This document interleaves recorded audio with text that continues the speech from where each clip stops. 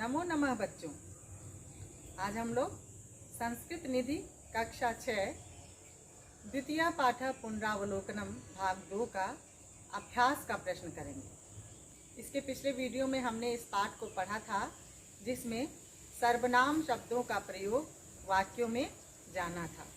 तो इसी पाठ से संबंधित अभ्यास के प्रश्न को आज हम हल करेंगे। तो सबसे पहला प्रश्न देखिए, सर्वनाम शब्दानाम प्रयोगम पश्यत, यानी सर्वनाम शब्दों के प्रयोग को देखिए। किस तरह से संज्ञा के स्थान पे सर्वनाम शब्दों का प्रयोग किया गया है। क है छात्रः पठति। छात्र संज्ञा शब्द है, छात्र यानी विद्यार्थी, छात्र। छात्रः पठति, इसके स्थान पर फिर लिखा गया है कः पठति। कः यानी कौन, कौन सर्वनाम शब्द। खा देखिए, अश्वाह धावन्ति।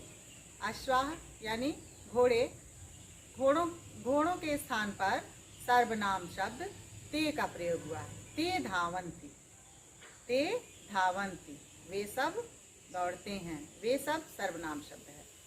ग देखिए, छात्रा वदति। छात्रा संज्ञा शब्द है, इसके स्थान पर क्या लिखा गया है, सा वदति, यानी वह बोलती है। वह क्या है, सर्वनाम शब्द है। घ बालकः नमति।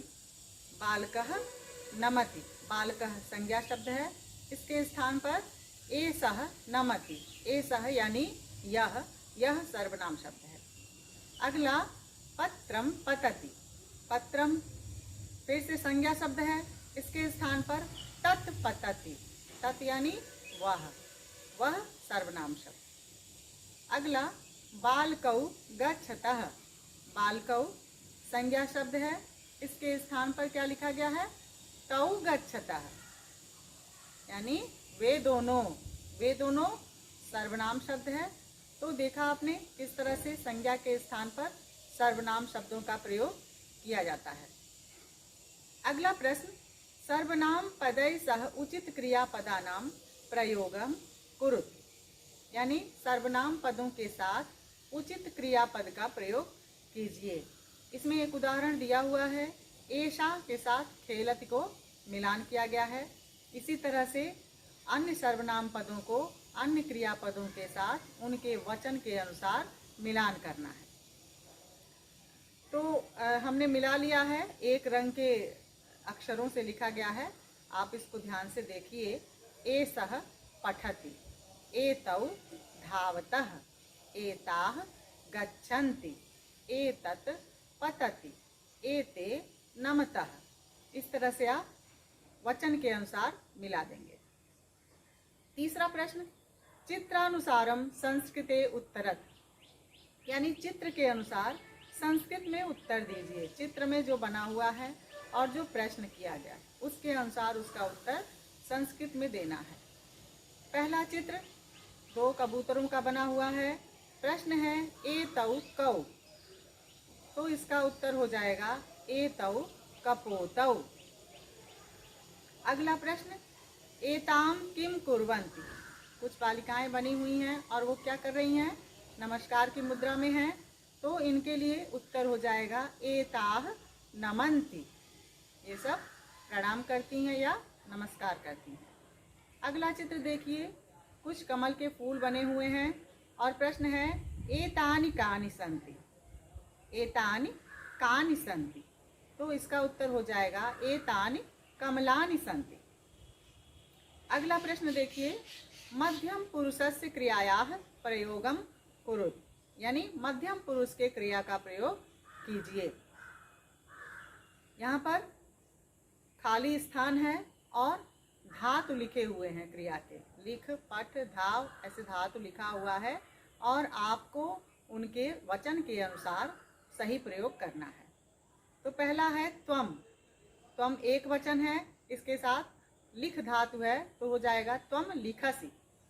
अगला युवाम द्विवचन है, इसके साथ पठ धातु है तो हो जाएगा युवाम पठतः। अगला बहुवचन है यूयम, इसके साथ धाव धातु है तो हो जाएगा यूयम धावथ। 5वां प्रश्न देखिए, उत्तम पुरुषस्य कर्तुः प्रयोगम कुरुत, यानी उत्तम पुरुष के कर्ता का प्रयोग कीजिए। अब यहाँ पर कर्ता का स्थान खाली है और आपको प्रयोग करना है वचन के अनुसार, ठीक है। तो क है शिक्षकम नमामि, एक वचन है, तो यहाँ भरेंगे हम अहम, अहम शिक्षकम नमामि। अगला पुस्तकम पठावह, द्विवचन है, तो यहाँ पर भरेंगे आवाम, आवाम पुस्तकम पठावह। अगला भोजनम कुर्मः, बहुवचन है, तो यहाँ पर भरेंगे वयम भोजनम कुर्मः। अगला प्रश्न, छठा प्रश्न देखिए, संस्कृत भाषायाम अनुवादम कुरुत, यानी संस्कृत भाषा में अनुवाद कीजिए। क है मैं खेलता हूँ, मैं खेलता हूँ, अहम क्रीडामि। ख है हम सब खाते हैं, वयम खादामः। वह हंसती है, सा हंसति। तुम दोनों लिखते हो, ता तुम दोनों लिखते हो, युवाम लिखतः। अगला है वे बालिकाएं हैं, ताः बालिकाः सन्ति। और आखिरी है यह फल गिरता है, इदम फलम पतति। अगला प्रश्न, प्रश्न 7 देखिए, 7 में 2 खंड हैं, क और ख।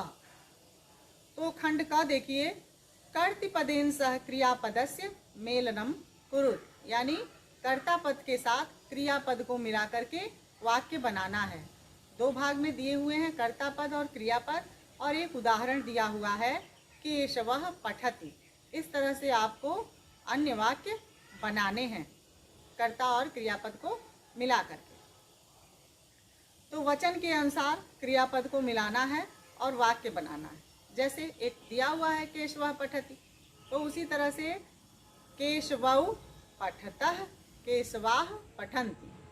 अगला बालकः पठति, बालकौ पठतः, बालकाः पठन्ति।